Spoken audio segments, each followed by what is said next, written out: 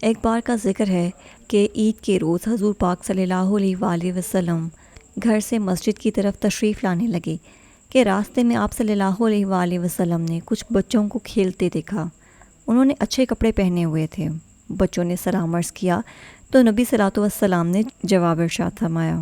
اس کے بعد آپ صلی اللہ علیہ وآلہ وسلم آگے تشریف لے گئے تو ایک بچے کو خاموشی کے ساتھ اداس بیٹھے دیکھا۔ آپ صلی اللہ علیہ وآلہ وسلم اس کے قریب رک گئے۔ آپ صلی اللہ علیہ وآلہ وسلم نے اس بچے سے پوچھا کہ تمہیں کیا ہوا ہے؟ تم اداس اور پریشان کیوں نظر آ رہے ہو؟ اس نے رو کر کہا، اے اللہ کے محبوب نبی، میں یتیم مدینہ ہوں۔ میرے سر پر باپ کا سایہ نہیں ہے جو میرے لیے کپڑے لے آتا۔ میری امی مجھے نہلا کر کپڑے پہنا دیتی، اس لیے میں یہاں اداس بیٹھا ہوں۔ نبی صلی اللہ علیہ وسلم نے فرمایا، تم میرے ساتھ آؤ۔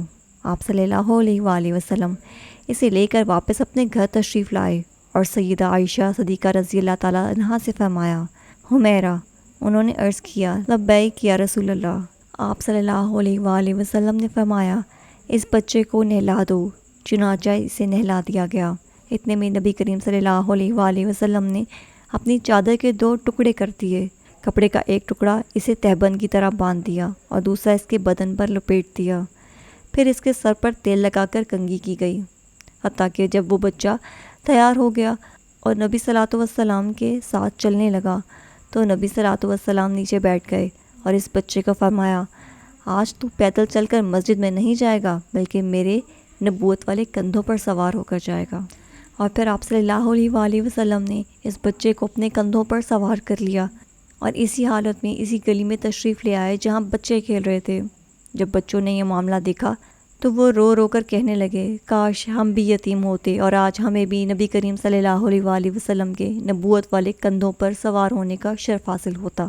نبی علیہ السلام جب مسجد میں تشریف لائے تو آپ صلی اللہ علیہ وآلہ وسلم ممبر پر بیٹھ گئے اور وہ بچہ نیچے بیٹھنے لگا تو آپ صلی اللہ علیہ وآلہ وسلم نے اسے اشارہ کر کے فرمایا کہ تم آج زمین پر نہیں بیٹھو گے۔ چنانچہ وہ آپ صلی اللہ علیہ وآلہ وسلم نے اس بچے کو ممبر پر بٹھا دیا اور اس کے سر پر ہاتھ رکھ کر فرمایا، جو شخص یتیم کی کفالت کرے گا اور محبت اور شفقت کی وجہ سے اس کے سر پر ہاتھ پھیرے گا، اس کے ہاتھ کے نیچے جتنے بال آئیں گے اللہ تعالیٰ اس کے نامہ اعمال میں اتنی نیکیاں لکھ دے گا۔ جی تو پیارے دوستو، اگر آپ تاریخ کے دریچوں سے مزید قدیم قصہ جاننا چاہتے ہیں تو میرے چینل قدیم قصے کو لائک، شیئر اور سبسکرائب کیجیے۔